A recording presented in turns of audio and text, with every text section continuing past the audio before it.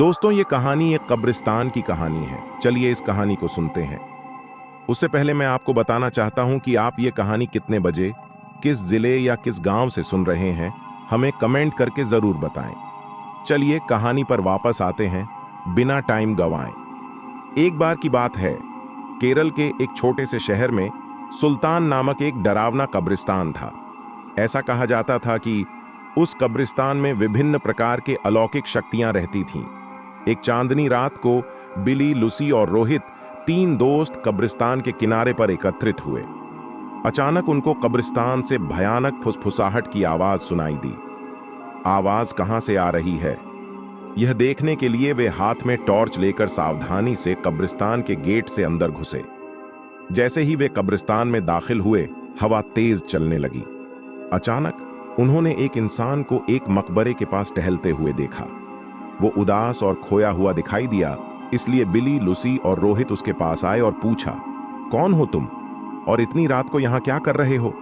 तो उसने जवाब दिया कि मैं एक आत्मा हूं और मेरा नाम अकबर है। अकबर ने उन्हें उस भयानक अभिशाप के बारे में बताया जो इस कब्रिस्तान के सभी आत्माओं को परेशान करता था।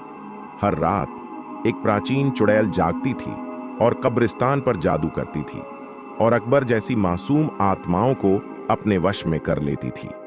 अभिशाप को तोड़ने का एकमात्र तरीका कब्रिस्तान के पीछे जंगल में एक पेड़ के नीचे छिपी हुई मंत्र पुस्तिका को ढूंढना और आधी रात से पहले उसे नष्ट करना था। जादुई पुस्तक ढूंढने की दृढ़ संकल्प लेकर तीनों अपने मिशन पर निकल पड़े। उन्होंने अंधेरे में मकबरों के बीच रास्ता खोजा जंगल में जाने के लिए और इस बात का ध्यान रखा कि आराम करने वाली आत्माओं को परेशान न किया जाए। रास्ते में उन्हें बोन्स नामक एक शरारती छोटे कंकाल का सामना करना पड़ा, जो उन्हें जादू की किताब खोजने में मदद करने के लिए तैयार हो गया। वह कंकाल उन्हें एक पुराने आम के पेड़ के पास ले गया और कहा, इस पेड़ के पत्ते सब अपने पास रख लो। अगर ये पत्ता तुम्हारे पास रहेगा तो वह चुड़ैल तुम्हारा कुछ नहीं बिगाड़ सकती और ये पत्ता तुम्हें जादुई किताब हासिल करने में मदद करेगा। यह कहकर वह कंकाल वापस कब्रिस्तान की तरफ चला गया। आम के पत्ते को अपने हाथ में लेकर तीनों दोस्त जादुई किताब ढूंढने लगे। बहुत ढूंढने के बाद जंगल में एक झील के अंदर उन्हें चमकता हुआ कुछ दिखाई दिया। रोहित को तैरना आता था तो उसने झील के अंदर जाकर वह चमकता बॉक्स ले आया। जैसे ही आम के पत्ते को बॉक्स के ऊपर रखा, वैसे ही बॉक्स खुल गया और चमकती जादुई किताब बाहर निकल आई। आधी रात करीब आते ही वे तीनों अपने हाथों में जादू की किताब लेकर श्राप को तोड़ने के लिए कब्रिस्तान की तरफ बढ़े। कब्रिस्तान में आकर वे किताब को खोले और एक प्राचीन मंत्र का पाठ किया।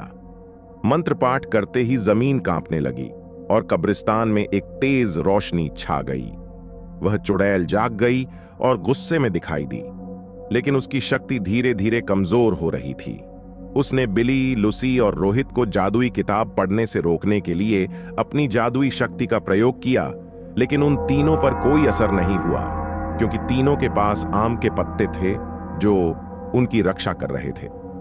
धीरे धीरे चुड़ैल की सारी शक्ति खत्म हो गई और चुड़ैल भस्म हो गई। इस तरह बिली, लुसी और रोहित ने कब्रिस्तान में फंसी हुई आत्माओं को मुक्त किया और कब्रिस्तान में फिर से शांति छा गई। दोस्तों, आपको यह कहानी कैसी लगी? हमें कमेंट करके जरूर बताएं और ऐसी ढेर सारी कहानियां सुनने के लिए हमारे चैनल को सब्सक्राइब जरूर कर लें। धन्यवाद। मिलते हैं एक नई वीडियो के साथ।